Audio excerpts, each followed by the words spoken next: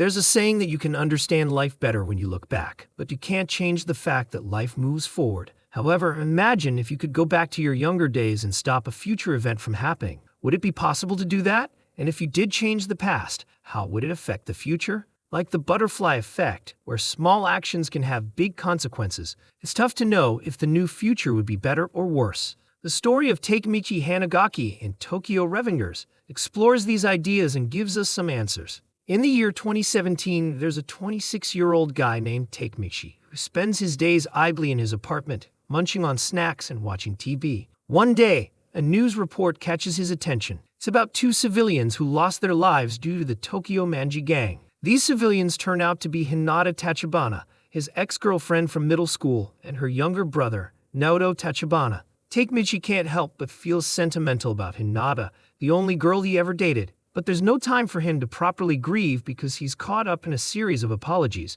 to his neighbor for the loud TV, to his manager for forgetting the DVDs at his part-time job, and even to a stranger after being wrongly blamed for kids' mischief. Takemichi's life seems devoid of excitement. It's filled with endless apologies, and at 26, he's still a virgin. He wonders if becoming a wizard might be his only escape from this mundane existence. As he stands by the railway, consumed by regrets, a sudden push from behind sends him tumbling onto the tracks. In that terrifying moment just before impact, his thoughts drift back to memories of Hinata. But as fate would have it, the next time he opens his eyes, he's no longer on the railway track. Instead, he finds himself inside a train surrounded by a group of friends from his middle school days, Makoto Yamagishi, Atsushi, and Takuya. Confused and bewildered, he gazes into a mirror and sees the face of his much younger self, back in his middle school days. It's July 4th, 2005, the date he has time leaped back to. Takemichi checks his phone and finally comprehends the situation. He has somehow traveled 12 years into the past.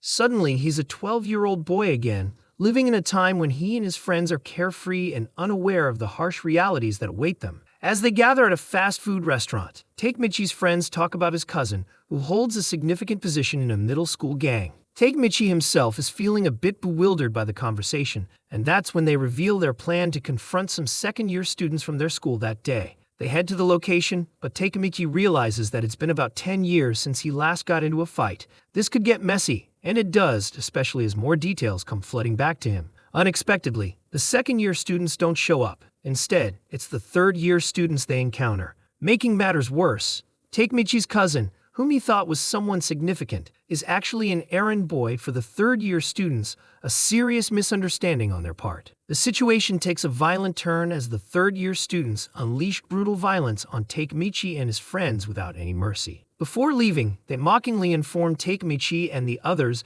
that they are now considered errand boys of the Tokyo Manji gang. Takemichi knows that this moment marked the turning point in his life, leading him to make the tough decision of relocating to escape the dire circumstances. The weight of memories starts to overwhelm him, prompting him to visit Hinata. Filled with emotions, he sheds tears before departing. Later, while at the park, Takemichi comes across a little boy being bullied. Already in a bad mood, he confronts the bullies with intense intimidation, causing them to wet themselves, effectively saving the little boy. To his surprise, he learns that this boy is Hinata's younger brother, Naoto Tachibana. Caught up in the moment, Takemichi ends up revealing too much about future events, emphasizing the critical importance of remembering the date July 1st, 2017, the day they tragically die. In the wake of this encounter, he shakes Naoto's hand and suddenly finds himself back in the future, lying on a hospital bed, questioning whether it was all just a dream. However, his doubts are soon dispelled when Naoto appears dressed in a suit and reveals that the future has indeed changed. Thanks to the information Takemichi shared 12 years ago, Naoto has worked diligently and become a police detective. But despite his efforts, he couldn't save his sister. With a renewed sense of purpose, Takemichi realizes that the pursuit to save Hinata and change the future has only just begun. Over the past few years, Naoto has gained valuable knowledge about the Tokyo Manji gang and time travel. He explains to Takemichi that he possesses the power to go back exactly 12 years into the past for the next 2 days. Naoto shares essential information that his predecessor died to acquire, emphasizing the significance of 2 names, Manjiro Sano and Tera Kasaki. He states that if these two had never crossed paths, the current Tokyo Manji gang wouldn't exist. To alter the future, they must prevent these 2 individuals from getting close. Curious about how he'll actually travel back in time, Takemichi inquires further. Naoto reveals that the trigger for time travel is a simple handshake. With this knowledge, they shake hands, and Takemichi finds himself back in his middle school days. However, his return isn't pleasant or nostalgic at all. He finds himself in the midst of a fight, getting punched and knocked unconscious. Upon waking up, he realizes that the one who beat him up is Masataka, the same person who had bullied him and his friends before. In the original timeline, Takemichi had spent his middle school life as Masataka's slave. Now Masataka runs a fight club where poor performances result in severe beatings as punishment. Despite this hostile environment, Takemichi musters the courage to ask if anyone knows about Manjuro or Terra and expresses a desire to meet one of them. Masataka responds with irrational anger, threatening him with a bat and warning him not to mention Manjuro's name again. Terrified, Takemichi rushes back to Hinata's place, ready to shake her brother's hand to return to the future. When Hinata opens the door and sees him all beaten up again, she becomes concerned. In a touching moment, they share an affectionate exchange, reinforcing Takemichi's determination to protect her at all costs. The following day, Takemichi and his friends are together, visibly anxious about Masataka. Nevertheless, they remain supportive of each other, ready to switch places if needed. When the fight club begins and Masataka's friends are searching for a strong opponent, Takemichi steps in and challenges Masataka, suggesting they fight as equals, like a king versus a slave. He realizes that he can't save anyone if he remains weak, and though the difference in power is significant, Takemichi exhibits newfound boldness and determination. Masataka mercilessly overwhelms Takemichi, making it difficult for his friend Atsushi to watch. Fueled by his bravery, Atsushi decides to take drastic action and brandishes a knife, intending to sneakily attack Masataka. However, witnessing Takemichi's unwavering courage stops him from making a reckless move. Takemichi, refusing to stay down, declares that unless he is killed, he will keep getting back up. In the midst of the intense situation, two individuals with commanding presences arrive, causing all the gang members to bow down. It's Ken Ryuguchi, also known as Draken, and by his side, Manjuro Sano, the leader of the Tokyo Manji gang. Draken holds the position of vice commander in the gang, and he swiftly kicks Masataka, making it clear that he isn't as significant as he believed. Meanwhile, Manjuro asks for Takemichi's name and, surprisingly, declares him his friend from that day onwards, leaving everyone speechless. Manjuro takes charge, giving Masataka a taste of his own medicine for running the fight club secretly. The next morning, Manjuro arrives at Takemichi's school to meet him. However, there is a misunderstanding as Hinata assumes that Manjuro is the one who has been beating up Takemichi. She slapped Manjuro to protect Takemichi, though this doesn't sit well with Takemichi. He stands up for the girl, and eventually, the misunderstanding is cleared up. Hinata apologizes, and Takemichi proceeds with Manjuro and Draken. They ride bikes and relish the feeling of the wind against their faces, momentarily enjoying a sense of peace. Yet, Takemichi remains unaware that he has just passed Tadakisaki on the road. As the day draws to a close, he contemplates that Manjuro doesn't seem like the kind of person who would be responsible for Hinata's tragic fate in future. Puzzled, he wonders what exactly brings about the profound changes that lie ahead. As Takemichi enjoys his time with Hinata, they notice fireworks outside and decide to go to the rooftop to get a better view. He tries to reach for her hand, but accidentally grabs her brother's hand instead. In an instant, he is transported back to the present. Naoto is far from pleased that Takemichi's return to the present was a random occurrence.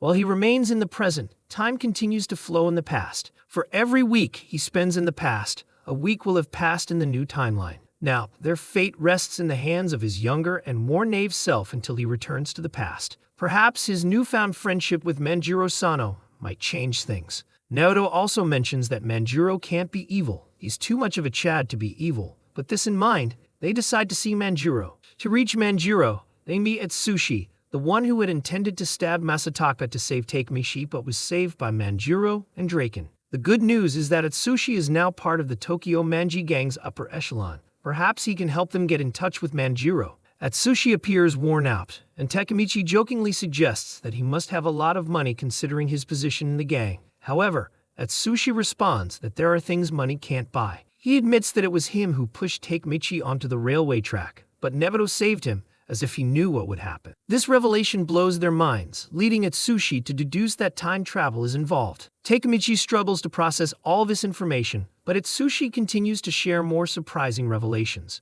He explains that he now serves as Kisaki Terra's soldier, carrying out his orders. As for Manjuro, he changed. They haven't seen him in years, and he transformed after the day Draken died. Despite the disheartening news, Atsushi encourages Takemichi to go back to the past and save everyone. After Atsushi's tragic decision to jump off the roof, effectively ending his life, Takemichi is left devastated. Witnessing this heart-wrenching event ignites a newfound determination within Takemichi to save everyone he cares about. He urgently implores Naoto to investigate Draken's death and also Kisaki Tera's involvement, as Takemichi believes Kisaki played a major role in causing the chain of events leading to the dire future. Naoto delves into the circumstances surrounding Draken's demise and reveals that he died on August 3, 2005, during a violent gang fight, where he bravely sacrificed himself to save others. Recognizing the pivotal importance of saving Draken, Takemichi shakes Naoto's hand with the firm intention to ensure nothing harmful befalls his friend. However, as Takemichi opens his eyes after the handshake, he finds himself in a bewildering and uncomfortable situation. A half-naked girl is right on top of him. Flustered and embarrassed, he quickly escapes the scene, only to be found by Hinata shortly after. The situation becomes awkward as Takemichi doesn't want Hinata to learn about these strange occurrences. Amidst the confusion, Draken invites him to a gathering at the shrine, and Hinata decides to accompany him. At the shrine, Draken asserts that it's no place for girls and asks a girl to protect Hinata if needed, referring to her as Takemichi's girlfriend. This revelation catches Takemichi off guard, as the girl in question is the same one from earlier. The situation takes a complicated turn when she mentions how Takemichi made her undress until she was in her underwear and then fled. Naturally, Hinata is displeased, and she doesn't hold back in expressing her feelings as she beats him up before leaving. The girl introduces herself as Emma, revealing that her intentions towards Takemichi were never genuine. She only sought to provoke Draken's jealousy. As tensions rise, the gang meeting commences, and Manjiro announces their upcoming clash with a rival gang named Mobius on August 3rd. The stage is set for Mobius time, and the confrontation is fueled by the heinous act Mobius committed against a friend of the 3rd Division captain named Pachin. The incident involved physical violence against Pachin, the assault of his girlfriend in front of him, and harm inflicted on his family, an incredibly serious matter that galvanizes the entire gang for war. Subsequently, while spending time together, Manjiro, Draken, and Takemichi visit the hospital to see Pachin's unconscious girlfriend, who has been in such a state for 5 days. Understandably, the girl's parents express anger and frustration, hurling slurs at Manjiro. Despite the tense situation, Manjiro remains composed and humbly offers apologies. His ability to act sophisticatedly is partly attributed to the support he receives from Draken. In an intriguing flashback, it is revealed that Draken's early life was tumultuous. He was born in a brothel, never knowing who his father was, and abandoned by his mother. The bullies at the brothel used to mock him and make him their servant, subjecting him to constant mistreatment. However, fate intervened when he crossed paths with Manjiro, and a unique friendship blossomed between the two. Manjiro recognized the worth in Draken, and they soon became inseparable best friends. This insight into Draken's past offers a glimpse into the formative experiences that shaped the resilient character he became. Returning to the present, Takemichi, along with Naoto, encounters Nobutaka, the former commander of the rival gang Mobius. The current Nobutaka appears timid and weak, now working as a construction worker who constantly apologizes. He reveals that the events leading to Pachin's tragic fate were orchestrated by someone else, and he was merely a pawn in a larger scheme. Draken's death was manipulated to serve someone else's agenda. Armed with this knowledge, Takemichi decides to go back to the past and confront Manjiro, better known as Mikey, about the hidden manipulations and the higher stakes at play. Takemichi hopes to convince Mikey to reconsider engaging in the fight, but he quickly realizes that persuading Mikey won't be easy, considering the gravity of the situation and the gang's actions against their friend. As tensions escalate, Nobutaka and his men arrive, ready to clash with Mikey's gang. The confrontation between the two gangs begins, with Takemichi witnessing the intensity of the fight. Amidst the battle, Pachin bravely steps up to face Nobutaka alone, showing remarkable determination even in defeat. However, Manjiro, demonstrating his strength, single-handedly defeats Nobutaka with a swift kick, resulting in Mobius losing the fight. Unexpectedly, the resolution is short-lived as Nobutaka, desperate to make a last stand, attacks once more with a broken bottle. However, Draken effortlessly halts his attack, and just when it seems the conflict is over, Pachin resurfaces and delivers a shocking blow, stabbing Nobutaka Osanai. The situation quickly escalates as the police arrive and chaos ensues. In the ensuing chaos, Takamichi loses consciousness while running. When he awakens, he finds himself in a hospital room, with Emma standing by his side. As Emma mentions that Draken and Manjiro are fighting, a sinking feeling fills Takamichi's heart. Back at home, he tries to distract himself by solving a puzzle, attempting to push away the troubling truth. But soon his friends arrive, and they discuss how the gang is facing difficulties.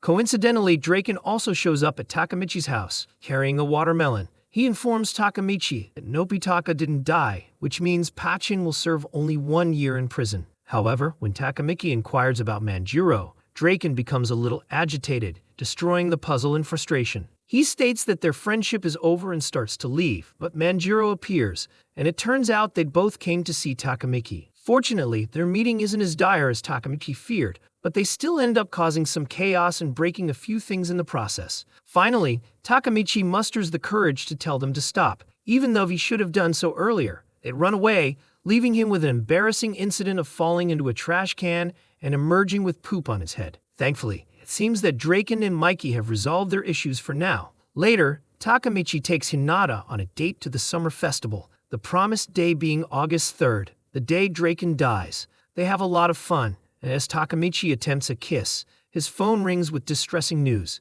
He learns that Draken is in danger. He must immediately leave the date to assess the situation. However, in his haste, Takamichi may have overestimated his ability to handle the situation alone. Soon, a few gang members find him and bring him to Masataka, who is now planning on killing Draken. It's not just due to personal animosity, but also because the members of Mobius are pressuring him into it. Masataka enjoys beating Takamichi, and in a cruel move, he tapes our boy's mouth shut, leaving him helpless on the ground. Fortunately, Hinata finds Takamichi, and she comforts him, wiping away his tears. He shares his feelings of helplessness, but when Hinata gives him her first kiss ever, something inside Takamichi changes. He feels a newfound determination to be a better man and to intervene to protect those he cares about. As Takamichi continues his search, he encounters Takashi, who updates him on the situation. Meanwhile, elsewhere, one of Pachin's friends discovers Draken with Emma. Takamichi and Takashi rush to the scene, knowing that it's the moment when Draken's life is at risk.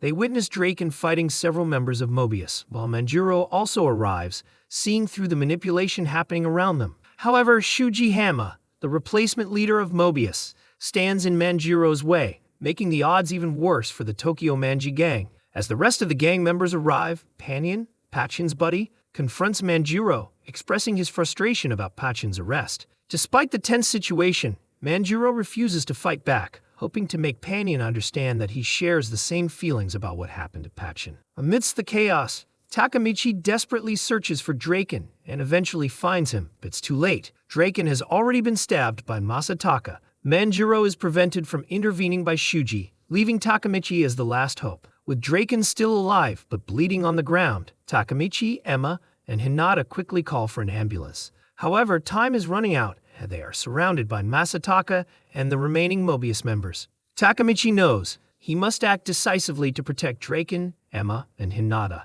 Despite getting stabbed in the hand during the intense struggle, he doesn't give up. With sheer determination, Takamichi manages to knock Masataka unconscious by choking him. Soon, Takamichi's own friends arrive, and although they are outmatched, they buy some time to help Takamichi in his effort to protect everyone. Finally, the ambulance arrives, forcing the Mobius members to flee. The Tokyo Manji gang emerges victorious in defeating Mobius. But the situation is far from over. Hama revealed the existence of the gang alliance called Valhalla before they depart, signaling new challenges and dangers that await the Tokyo Manji gang. Draken, now in the hospital, expresses his gratitude to Takamichi for saving his life. He undergoes a successful operation in the ICU. The news of Takamichi's heroic fight spreads rapidly, and he gains legendary status within the gang. Both Draken and Mikey acknowledge his bravery and dedication by giving him a uniform, a significant honor within the Tokyo Manji gang. As time passes, rumors about Takamichi's battle embellish his feats,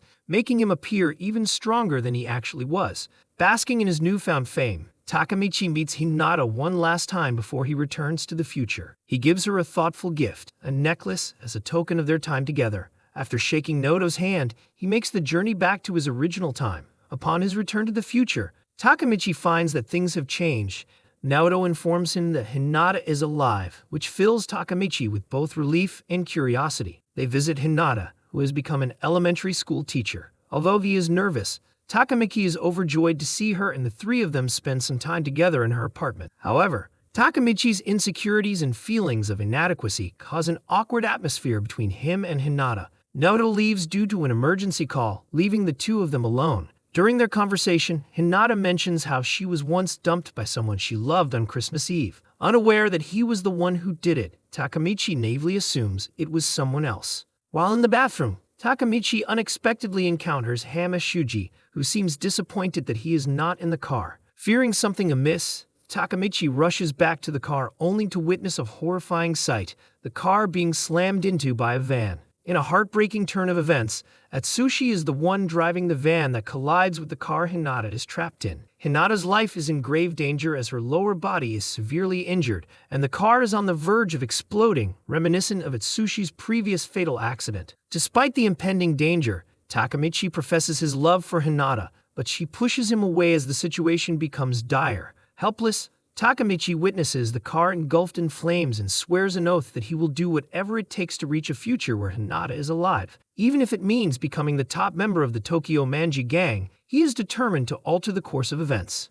At Hinata's funeral, Takamichi receives a necklace, her favorite, from her mother. He mourns her loss. He and Naoto discussed Atsushi's actions and the possible motivations behind his drastic actions. They realized that Draken's death wasn't the sole factor responsible for the bleak future they witnessed. Seeking answers, they visit Draken, who is on death row. Draken is surprised to see Takamiki and admits that his only regret is not killing Kisaki Tera, the mastermind behind the series of tragic events. Draken advises Takamichi to leave Tokyo as soon as possible. Newfound determination, Takamiki resolves to return to the past. He plans to become the captain of the 3rd Division and work his way to the top to ensure Kisaki's defeat. Upon returning to the past, he finds Mikey and Draken in a friendly fight in the bathhouse, providing a glimmer of hope for a better future. However, Mikey reveals that they are about to nominate a new 3rd Division captain. Amidst the curiosity surrounding the nominee for the 3rd Division captain, Takamichi is dismayed to learn that it's Kisaki Tera, a member of Mobius, and someone he despises. Fueled by his emotions, Takamichi punches Kisaki and creates a scene, which upsets everyone as they feel he's disrespecting Mikey's decision. The 1st Division captain, Kisuki Beige, confronts him, but Mikey intervenes and questions Takamichi's actions. Banji decides to quit Toman and join Valhalla, leading to chaos. After the altercation, Takamichi wakes up to find Mikey beside him. He pleads with Mikey to drop Tina from the gang, but Mikey shares the story of how he founded Toman with Draken, Takashi, Pachin, and Kaizuk. Mikey asks Takamichi to bring Kaisuke back to Toman, and in return, Takamichi requests that Mikey kick Tina out. The deal is struck, but Takamichi must act quickly to prove his worth and surpass Kisaki Tera. Following this, Takamichi becomes an official member of Toman, serving right under Takashi in the 2nd Division. As he ponders why Kaisuke Baji left, he discovers a charm on the ground containing a phone. The charm holds a photo of all Toman's founding members,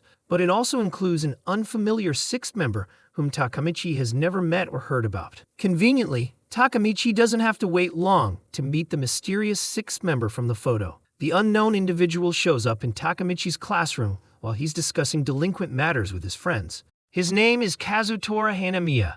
Intrigued, Kazutora takes him to Valhalla's hideout, where they witness Keisuke Banji mercilessly beating his former vice-captain from Toman as a test of loyalty to join Valhalla. Despite the hostile atmosphere towards Takamichi, he's only there to witness Banji's loyalty test. During their encounter, the others ask Takamichi about what Banji said at the latest Toman meeting, and he mentions it was about Banji leaving Toman and joining Valhalla. This prompts Takamichi to summon the courage to ask Banji about his reasons for leaving Toman, especially since Banji was one of the founding members. During this conversation, Takamichi finally realizes that Kazutora is the guy from the photo, further deepening the mystery surrounding him. Banji then opens up about why he holds such a deep-seated hatred for Toman. The incident occurred 2 years ago, during the summer of 2003, when Banji and Kazutora were just 12 years old. At that time, they were having fun with Manjiro and the others in their new gang. However, due to Manjiro not having a fast bike, they often faced ridicule from others. One particular instance got them into trouble with an older gang, but Manjiro, as always, handled the situation and protected them. This made Banji and Kazutora feel indebted to Manjiro and inspired them to get him a new bike for his birthday. Lacking funds, Kazutora coerces Banji into stealing one, but Banji is reluctant since he knows Manjuro wouldn't approve of a stolen bike. Nonetheless, they break into a shop to unshackle the bike, but coincidentally the shop owner, Shinichiro, discovers their robbery attempt. As Banji realizes the shop owner's identity, Kazutora strikes Shinichiro on the head with a weapon, leading to a turning point in their lives. Baji hesitantly admits to Kazutora that the man they accidentally killed, Shinichiro, was Manjuro's own brother. The panic initially sets in as they realize the severity of their actions, but it quickly transforms into a sense of relief so profound that Kazutora concludes that it's all Manjuro's fault. At the chaos of the situation, Manjuro arrives, unaware of what happened, and witnesses Baji profusely apologizing, while Kazutora mumbles about killing him. Kazutora is subsequently sent to juvenile detention, but now that he's out, he seeks revenge on Manjuro.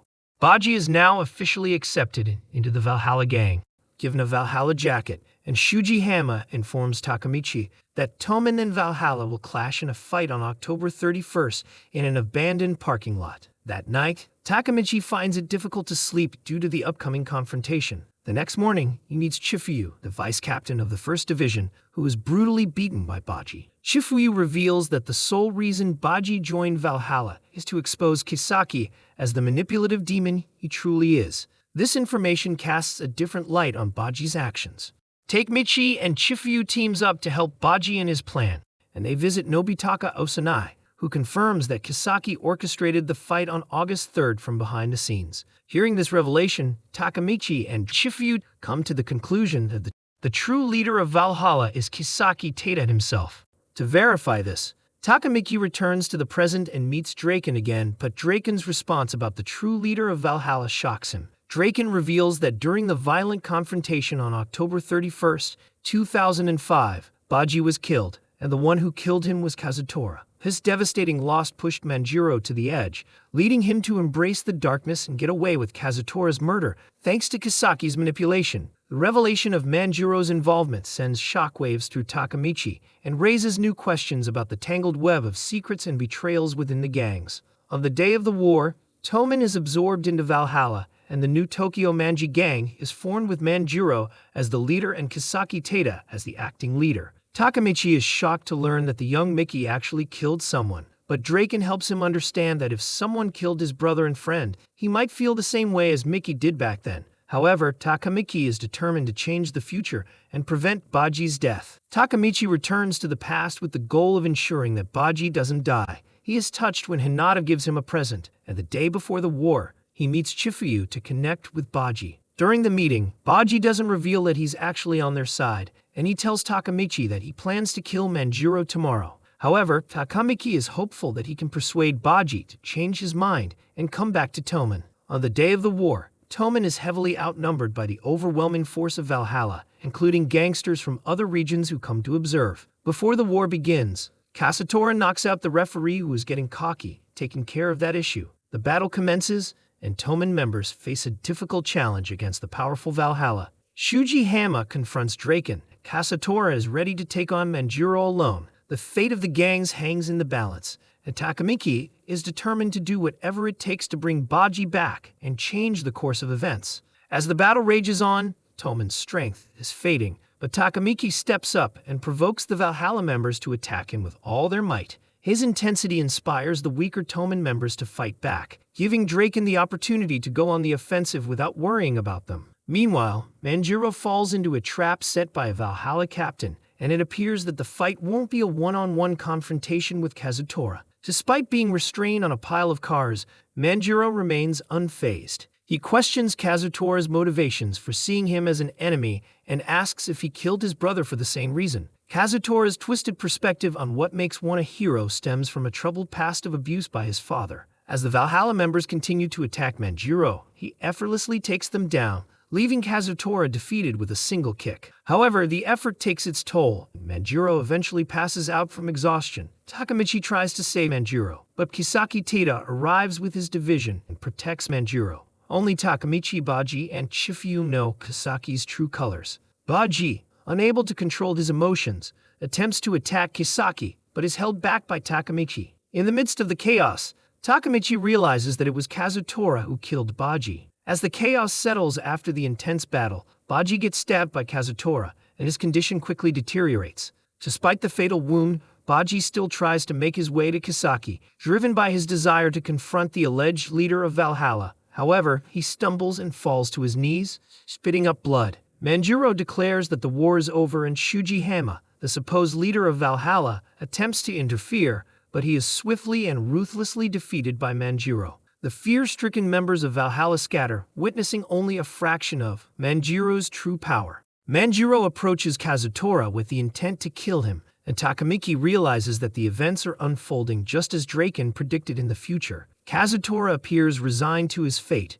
but Baji steps up and reassures him that he won't die by his hands. Baji takes the knife and stabs himself, sacrificing his own life to spare Kazutora. In his final moments, Baji asks Takamichi to take care of Manjiro and Tomen, leaving his legacy and the promise he made to get Pachin out of jail in Takamichi's hands. Baji passes away, and Takamiki is deeply affected by the loss of his friend and comrade. Manjiro, driven by grief and anger, still intends to kill Kazutora. Despite Takamichi's attempts to reason with him, Manjiro punches and kicks him, refusing to accept that Baji didn't want this outcome. However, as fate would have it, Baji's charm falls from Takamichi's jacket, and Manjiro picks it up. The charm triggers a recollection of the time when Tomen was created, causing a glimmer of something more profound in Manjiro's otherwise lifeless eyes. Manjiro's memories of their early days flood back, recalling how they formed the gang to protect Kazutora from the Black Dragon. He understands that Baji wants him to forgive Kazutora. Later, when the police arrive, Kazutora apologizes to Manjiro for everything and chooses to stay with Baji's body, ready to accept whatever punishment may come. Meanwhile, Takamichi visits Kazutora in juvenile detention along with Draken, and it's revealed that Kazutora will serve 10 years in prison. Draken conveys Manjiro's message of forgiveness and assures Takamichi that Kazutora is still part of Tomen. When they leave, Takamichi sees Emma hugging Miki and expressing her love for him. This sight panics Takamichi, unaware that Emma and Miki are actually siblings. Takamichi receives a call from Takashi Mitsuya, the captain of the 2nd Division of Tomen, surprising him with an official jacket he made for Takamichi alone. Proudly wearing the jacket, Takamichi attends the next gang meeting. At the meeting, Manjiro arrives with the former acting leader of Valhalla, Shuji Hama, and Chifuyu. An important announcement is about to be made, but not many are feeling excited after seeing Hama. Hama reveals that Valhalla will now be under the control of Tokyo Manji Gang, giving credit to Kisaki Terra for bringing the two gangs together. The tension rises as the fate of the two gangs intertwines, and Takamichi finds himself entangled in a web of unpredictable alliances and rivalries. As Takamichi stands before Manjiro, trembling with anxiety, Manjiro surprises everyone by letting Chifuyu address the gang. Chifuyu explains that he initially planned to leave the gang, but he couldn't bear to let the fire of the 1st Division fade away. So he chose to remain and invites Takamichi to take over as the captain of the 1st Division, as it was what Baji would have wanted. Embracing the responsibility, Takamichi accepts the offer, knowing that his goal is to rise to the top of the gang and prevent the tragedies that are destined to unfold in the future. Returning to the past, Takamichi finds his situation significantly different from what he anticipated. Instead of working at a DVD rental shop, he is now the owner. People address him as boss, and he resides in a luxurious apartment all by himself. Chifuyu awaits him at the apartment, informing him that the upper echelon of the Tokyo Manji Gang is gathering for a meeting, and they must attend. At the meeting, Takamichi encounters many unfamiliar faces, but also some he recognizes from the past. The purpose of the meeting is to uncover a traitor, and Kisaki Terra makes an appearance, portraying himself as the main character, with everyone bowing to him. He requests a private moment with Takamichi and Chifuyu, taking them to a separate room. In this private setting, Hisaki admits to manipulating everything on the bloody Halloween night. He claims that killing Baji was not his original intent and apologizes to Chifuyu for that. However, he then reveals that he did, in fact, plan to use Kazutora to kill Baji, and he succeeded. Takamichi and Chifuyu start to feel uneasy. Something seems off. Kisaki then offers them a drink, but as they consume it, they begin to lose consciousness, suspecting that there was something in the drink. As Takamichi and Chifuyu wake up, they find themselves tied to chairs. Kisaki becomes aggressive, demanding that Chifuyu confess to being the traitor who aimed to eliminate Teta from Tomen. Chifuyu admits to his intentions, stating that he wanted to weed Teta out of the gang. However, he He emphasizes that Takamaki is not involved in the situation. Sasaki's paranoia reaches its peak, and he shoots Takamichi in the leg merely because Takamichi appeared surprised.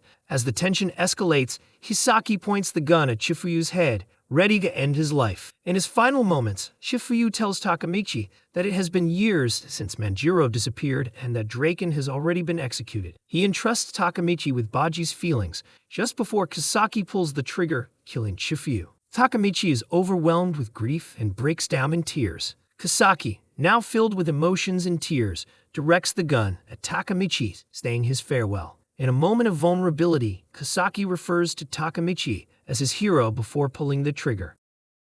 So, here this season ends on a cliffhanger, leaving us all on the edge of our seats. The roller coaster of emotions, intense battles, and complex characters have made Tokyo Revengers an anime experience like no other. As we eagerly await the next season, I'll do my best to bring you the recap of Season 2 as soon as possible. I personally fell in love with this anime, and I hope you did too. The gripping storyline, the bonds of friendship, and the determination to change the future have made it an unforgettable journey. If you haven't already, don't forget to subscribe and like this video so you won't miss any updates on Tokyo Revengers or other fantastic anime content. Thank you for joining me on this thrilling adventure, and until we meet again, goodbye. Keep the spirit of Toman alive, and let's look forward to what Season 2 has in store for us.